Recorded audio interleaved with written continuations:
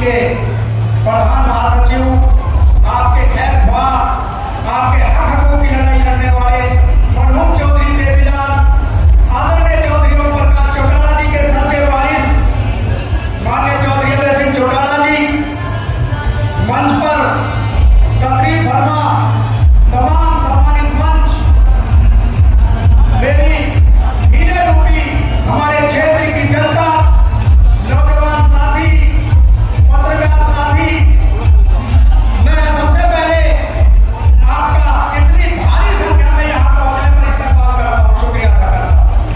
मेरे नौजवान साथियों, अभी फखरुद्दीन जी ने जिक्र किया कि माननीय अभय सिंह चौटाला जी आपके हक हकों की लड़ाई लड़ने का काम कर रहे हैं।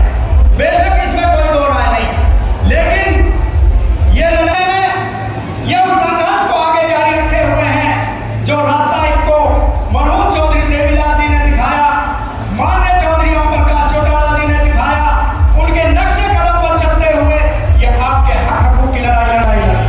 मैं आपको मेवाड़ के प्रति जो इस परिवार का प्यार रहा है उसकी वानगी पेश करना चाहता हूँ आपके साथ।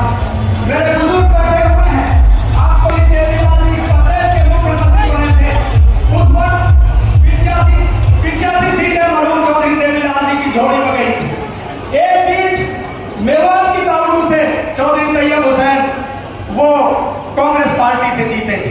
तो मरहूम चौधरी देवीलाल ने मेवाड़ के विकास के मद्देनजर आपकी आपसी पार्टीबाजी को खत्म करने की नियत से उस वक्त चौधरी की गुर्बत, मेवाड़ की अनपढ़ता, मेवाड़ की आपसी जो मन मुटाव है ये किस तरह खत्म हो, उन्होंने सोचा कि सेंटर ये सच भी है कि ये हमारे राजनीतिक निजाम की देन थी।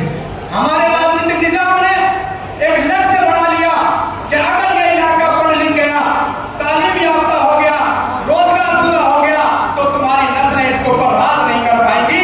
इस सोच के तहत उन लोगों ने आपके बीच में राज किया। चौधरी देवीलाल ने इस नब्ज को पकड़ा और चौधरी देवीलाल ने एक रास्ता दिखाया।